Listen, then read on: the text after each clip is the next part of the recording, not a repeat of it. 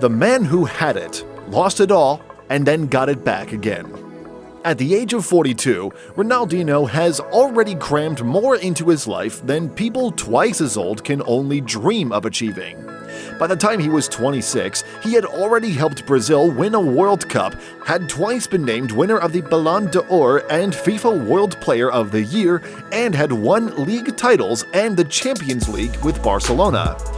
Yet, as if all became too much for him and he grew bored of the fame and the adulation, his playing career began to decline, with his partying lifestyle and lack of dedication to training taking his toll.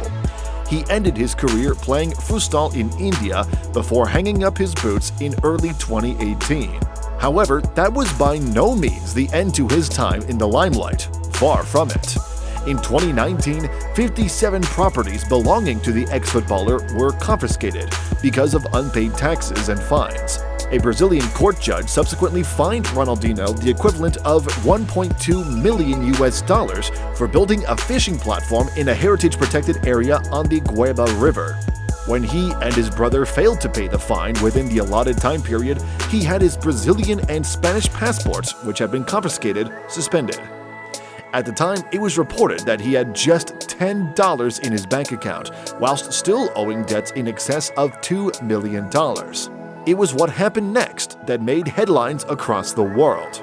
In March 2020, he and his brother Roberto, who is also his agent, flew to neighboring Paraguay to take part in a charity futsal event and also to promote a book he had just published. However, on arrival at the airport in Asunción, the pair were arrested on suspicion of trying to enter the country using fake passports, for reasons that have never been fully determined.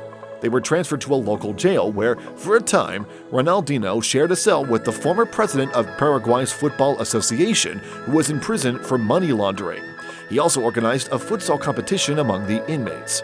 After 32 days in the maximum security jail, the pair were transferred to a luxury hotel in Asunción, where they spent the next 4 months under house arrest. They were eventually brought to trial where, under a plea bargain with the local prosecutor, Ronaldinho pleaded guilty to enter the country using false documentation, and he was fined $200,000. Roberto, who was judged the more culpable of the brothers, was given a criminal record and ordered to report to a judge in Brazil every 3 months for a 2-year period. When he finally returned to Brazil, Ronaldinho seemed on his uppers, yet within a short period of time, the money began rolling in once again, and he became involved with a number of smart business moves. First of all, he has leveraged a friendship with Brazil's controversial president, Jair Bolsonaro, and has become a tourist ambassador for the country. Then he helped promote the stadium of one of his former clubs, Atlético Mineiro, with whom he won the Copa Libertadores in 2013. He was also made an honorary citizen of the city of Belo Horizonte in the southeast of the country, and decided to open a studio there and try his hand at music.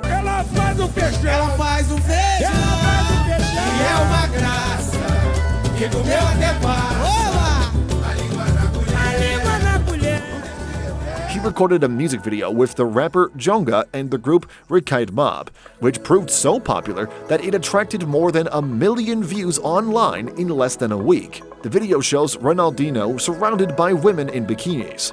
The video also features R1, his own brand of organic gin he has launched. He also fronted an advertising campaign for the Boozer travel app and is the face of BetCris, an online betting firm with whom he has had a contact since 2019. Esports also features heavily in his portfolio of business interests. He advertises Pro Evolution Soccer, PES, and FIFA, and even had his own team in FIFA 21 Rio Team. Already now reported to be worth $90 million US, his latest venture is the launch of his own collection of NFTs, non-fungible tokens. The collection was launched by Shirtu, a company that has made its name manufacturing sports-oriented NFTs. Hola familia. 10,000 avatars called Dinos have been created, which represent the most important moments of the football star's career. They vary in rarity depending on their characteristics. Whoever owns one of the NFTs will be entitled to several tangible benefits, such as opportunities to meet Ronaldinho in person, VIP passes to certain football matches, and discounts on merchandise. In addition, these tokens are expected to be central to a metaverse experience that is currently being developed by Sure2. Of course, as any financial expert knows, like any cryptocurrency, the value of his dinos can go down as well as up. However, even if the NFTs do fall dramatically, the star is probably protected from the worst of it, whilst any sudden upsurge is likely to give his bank balance another sizable boost. However, he would not be Ronaldinho without more legal problems brewing in the background. Last November, he was warned that he could be sent to jail because of a maintenance dispute with a former girlfriend. He was ordered to settle his debts with Priscilla Coelho by December 1st or risk the seizure of his assets and a possible prison term. In 2018, he was forced to deny reports that he was set to marry Priscilla and another woman, Beatrice Souza, at the same time. A year later, she demanded money from him after arbitration declared that she was to be treated as a common-law wife, with a court awarding her $20,000 in maintenance a month. So far, Ronaldinho has managed to dodge this latest legal bullet, but the case has by no means gone away. And should Priscilla's lawyers get their way, he could yet stand to lose some of his recently acquired fortunes, in which case, he will probably build it up all over again. Thanks for watching this video.